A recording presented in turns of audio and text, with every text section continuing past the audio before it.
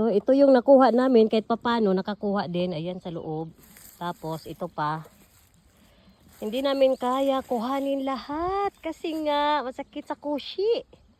Tignan mo, nagreklamo ng kauban ako. Oo, di na pwede. Bahala na mo diya. Di na pwede, sakit na sa kushi. So kasi nga, itong area na to, pahapunta doon, at saka yung area na yan, natabunan lang, kamuti din yan. Duday.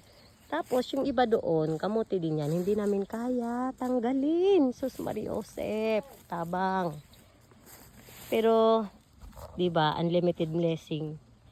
Unlimited blessing talaga siya kasi nga, pag kugihan jud ka mananom, di lang ka magsalig og na kay kwarta mo palit, okay raman na mo palit ka kay na may kwarta. Trabaho man ka.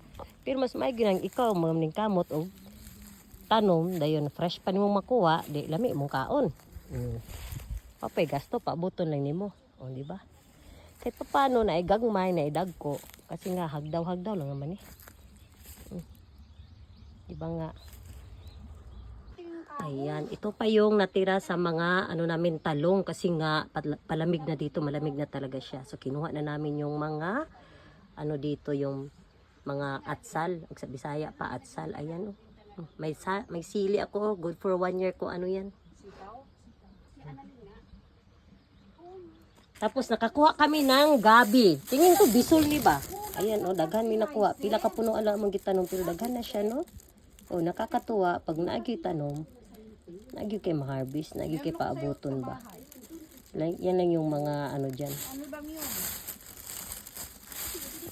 Kagandahan no. Kasi palamig na.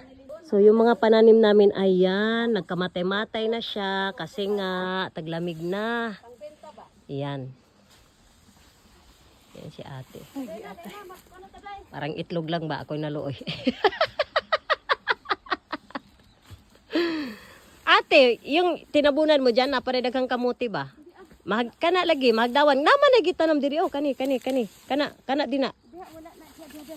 Kay para ako